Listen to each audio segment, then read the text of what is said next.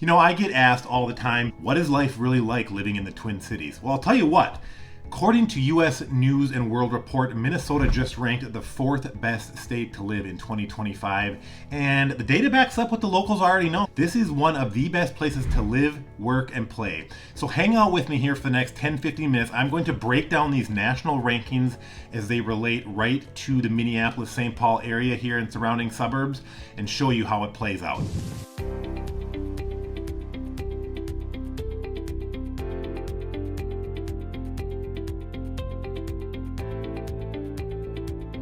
So let's get into it. The number one category that received the highest weighting and highest ranking was healthcare, and Minnesota at large came in number 16 for healthcare. And I'm going to tell you a little bit. State overall 16, Minneapolis, St. Paul, the Twin Cities is going to be one of the strongest medical ecosystems you will find anywhere. The region includes top tier hospital facilities like Abbott Northwestern, M Health Fairview, and of course the University of Minnesota Medical Center. And not to be outdone, world-renowned Mayo Clinic is just located in Rochester, which is about 1 hour south of the Twin Cities proper, and 1 hour is no big deal to get to a world-class hospital.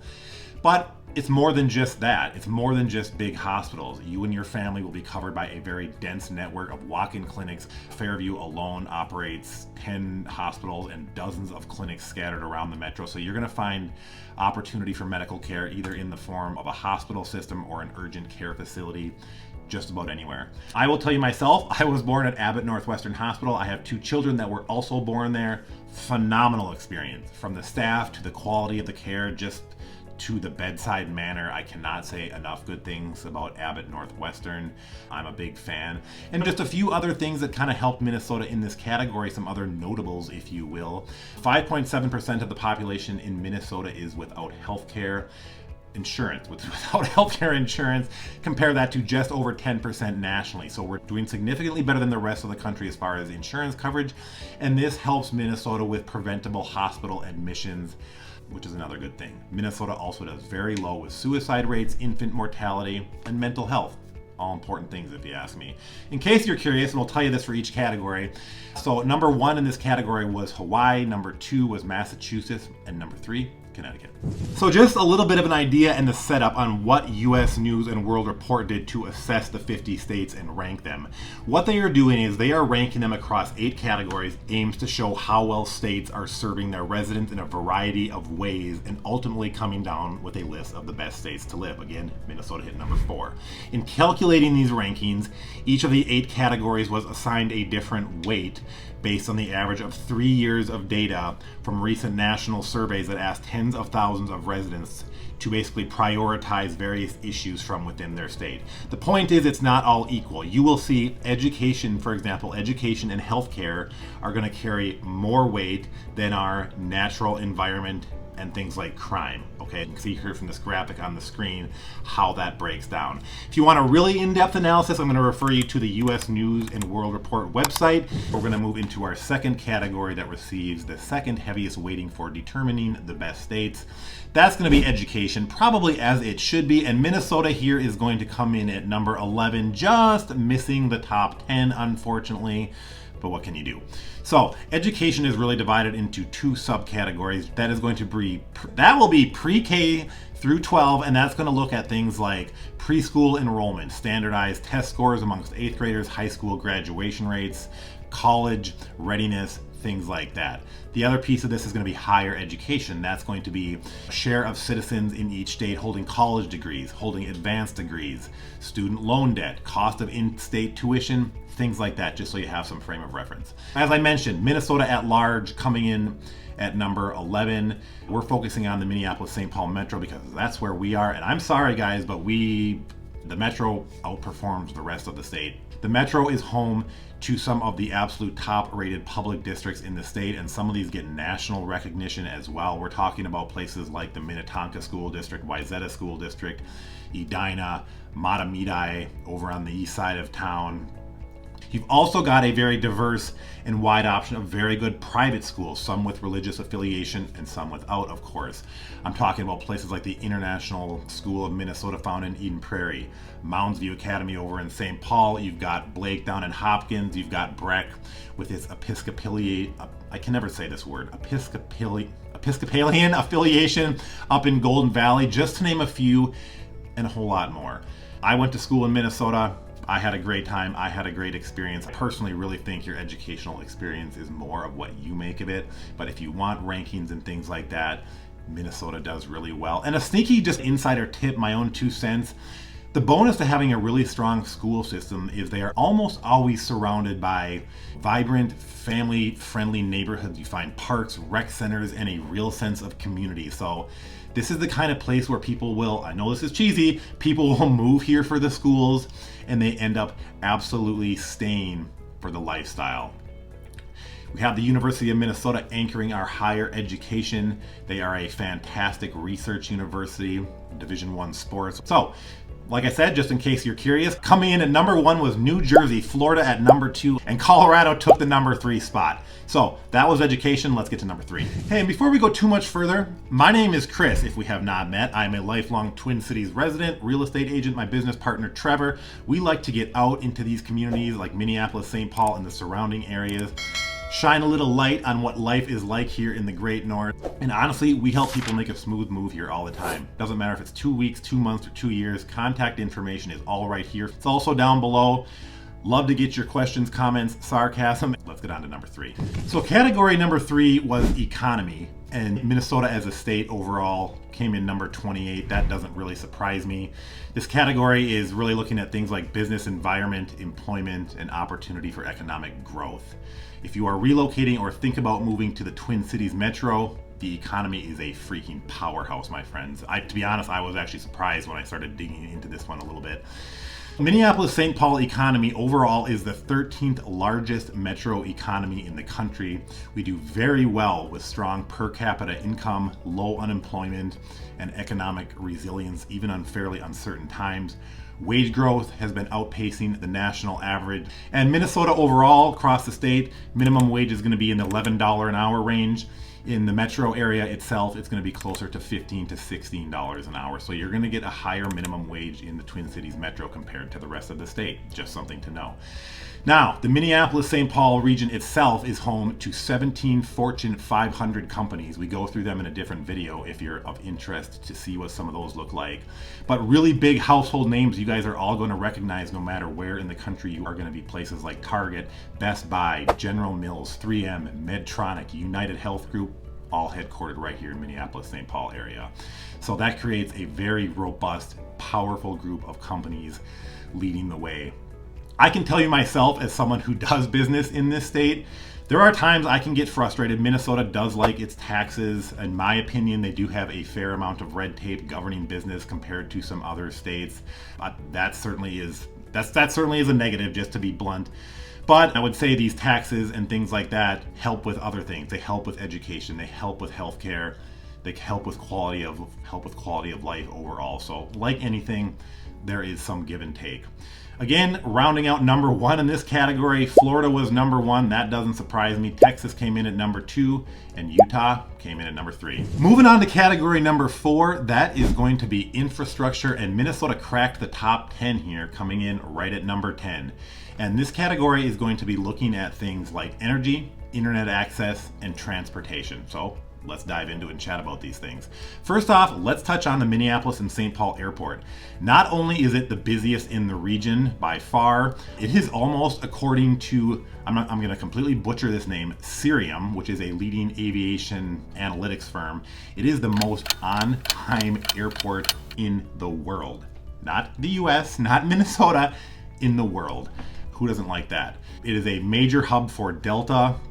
I use the airport often myself. I can tell you it is easy to get in and out of. Parking is easy, it's relatively affordable, and it's just the right size. You've got plenty of restaurant options, bars, things to do like that, but it's not so big you're gonna get lost. On the ground, Minnesota boasts the 4th largest road systems in the United States, including interstates I-94, I-35, and I-90. We've got thousands of miles of freight rail and giving the region a very strong logistical presence as well. We've got an international shipping port up in Duluth, Minnesota, located right on the Great Lakes. And the metro transit system is expanding very fast. We've got the light rail currently expanding out into the southwest part of Minneapolis. That should be completed around 2027. One sneaky thing that you might not know, Minneapolis and St. Paul consistently rank among the most bike-friendly cities in America, with hundreds of miles of protected bike lanes and trails like the Midtown Greenway and the Grand Round Loop. So these are not just recreational things, these bike trails, they were designed very intentionally to provide commuter options and connectivity, giving residents another way to get around town besides just their cars. You might want to rethink biking in winter, although I'll tell you what, I see, this is not a joke, my out-of-state friends. I see plenty of people riding their bikes to work in January when it's 5 degrees. I'll tell you right now, they're tougher than I am. Rounding out the top 3 in this category, Nebraska actually came in at number 1 for infrastructure, followed by South Dakota and Utah, rounding out the top 3. So that is the top half of the list. We are going to move on to the bottom half of the list and get to category number 5 right now, and that is opportunity. What is opportunity, you're asking? Opportunity is going to be defined by things like affordability, economic opportunity, and equality. Minnesota here cracked the top 10. We came in at number 7th overall in the nation, which is pretty darn good for us. So let's just talk about what that means and how that breaks down. For starters, Minnesota does very well in some basic categories with a cost of living index below the national average, median household income almost $10,000 over the national average, and a poverty level about 25% below national average. Why? We touched on it a little bit in the economy section. I already said Twin Cities boasts 17 Fortune 500 companies, giving us one of the highest concentrations per capita in the US.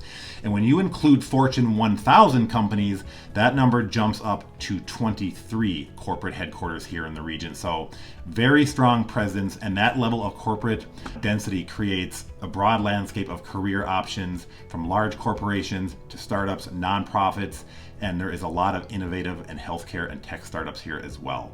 Especially considering we have the University of Minnesota here fueling a lot of that research and bringing in talent. It's a great environment. It's not just jobs, however. When you start getting out of the Twin Cities and looking at some of these suburbs, you will find a lot of them that have per capita incomes well over $60,000 and household incomes well over $100,000. I would go as far as to add our location also helps. We're connected to the Great Lakes, giving us an international shipping port, where we share an international border with Canada, and you can pretty much reach any major US city in less than 4 hours in a flight. So sets Minnesota up for success pretty well. In case you were wondering, Vermont took number 1 in this category, followed by Iowa. I guess Iowa's got to hang their hat on something. Followed by Maine, coming in at number 3. Moving right along here into category number 6. And category number 6, hold your horses, my friends. This is an exciting one. We're talking fiscal responsibility, budget management. Sounds like a conversation I might have with my kids. However, Minnesota did pretty well here. Minnesota ranked number 13, anchoring it in the top tier section of states, and this category is really looking at 2 things, that is short and long-term financial stability. So let's talk just a little bit about this, what this means. First, Minnesota maintains a AAA bond rating, which is the top tier, of course, in all major credit agencies. So that reflects a very strong discipline as far as managing debt, budgeting, and meeting financial obligations over the long terms. Minnesota is seen as financially a very trustworthy place to be. As of early 2025, the state projects a modest $456 million budget surplus for the coming 26-27 biennium. While that number is down a little bit from earlier estimates, it still does provide a cushion, even as spending pressures and inflation weigh on long-term projections like they are doing everywhere. But again, Minnesota coming in at number 13 is seen overall as a very financially stable state.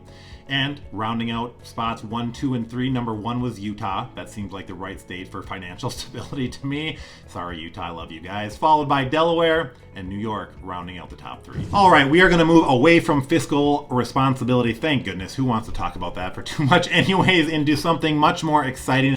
And that is going to be the natural environment here in the state of Minnesota. So nationally, Minnesota came in number 14, and what this category is really looking at is air, water quality, pollution, access to green space, getting outdoors, things like that. So I will tell you, while we ranked number 14 as a state, here in the Twin Cities, you will feel like nature is built into your everyday routine. Both Minneapolis and St. Paul are consistently in the top 5 for park systems. This means you've got exceptional park access, you've got exceptional amenities, and these parks and trails get regular heavy investment. Trail culture, that's a very serious thing here in Minnesota. We've got the Grand Rounds trail system that is connecting our neighborhoods to our downtowns and our lakes. We've got the Three Rivers Park District. Now they bring a series of awesome parks you will find dotted all around the metro area. And these parks, along with their playgrounds, boating, fishing opportunities, disc golf, things like that, they bring another huge chunk of walking trails and biking trails as well for people to enjoy. And speaking of biking, that's a huge deal here in Minnesota. The Twin Cities consistently rank among the best big city places to ride bicycles, and I'm talking both recreation, but I'm also talking about intentional commuting. The bike culture in the Minneapolis area is huge. Oh, by the way, don't forget about our urban national park. We've got the Mississippi National River and Recreation Area that runs 72 miles right through the heart of the metro. That's going to offer things like paddling, birding, riverside trails, fishing. Just makes nature escapes that much easier. And I'm going to have to cut myself off. Minnesota just brings so much to the table here. Minnesota license plates say land of 10,000 lakes. Minnesota modesty, we're selling ourselves short. Minnesota actually has over 11,800 lakes, and Minnesota defines a lake as a body of water 10 acres or larger. We are not like Wisconsin, where we count a 5-acre body of water a lake. Sorry, Wisconsin, I love you guys, but I like to make fun of you too. We've got 6 national parks. We've got 75 state and recreation parks, 4,000 plus miles of paved bike trails, nearly 500 golf courses. I can go on and on. We've got Lake Superior, the Boundary Waters Canoe and Recreation Area. Look at the tree coverage. Go on Google Maps and look at the green space around the Minneapolis and St. Paul metro. Frankly, it's everywhere. Minnesota absolutely knocks it out of the park when it comes to our natural environment. We did get beat by a couple. I told you I'd give you the top 3 for every category. So number 1 in this category was not surprising. Okay, Hawaii, you can have number 1. Followed by number 2 was Maryland. And number 3 was Massachusetts, rounding out the top 3. Well, there you have it. There's the data, there's the rankings, and now I hope you can see why Minnesota came in at number 4 as far as best states to live in this great nation we live in. And I'll tell you guys, as I was doing my research to make this video, I'm pretty knowledgeable about Minneapolis, St. Paul, and Minnesota. I'm not going to tell you I knew, 3 million arbitrary statistics off the top of my head. So through the course of my research, I did find a few other very compelling tidbits about Minnesota and why it's such a great place to live. Figured I would share just a couple of those with you here. Does anybody want less stress in their life? I know that would be a good thing for yours truly. So according to Wallet Hub, Minnesota was ranked number 1 for the least stressed state in the nation in 2023, and we have been in the top 3 in that category since 2020, so we do very well there. We were ranked number 1 in voter participation in 2023 according to World Population Review. Also according to World Population Review, we were ranked 2nd for quality of life in 2022, 3rd best state to raise a family in 2024. According to Wallet Hub, we held the number 2 spot in 2023. 3rd in terms of life expectancy according to the CDC, 4th best state for women according to Wallet Hub in 2023. The list goes on. I could go on. I need to stop. So I hope you guys found that helpful. If you have not already, please consider subscribing. Bang that bell below so we can keep you posted with information like this about the Minneapolis and St. Paul metro and all the amazing things happening here on a regular basis. My name is Chris. Contact information is all right here. I love to hear from you guys. Questions, comments, even sarcasm, let me have it. Contact information is also below. Thank you for joining me today, and I will see you guys in our next video real soon.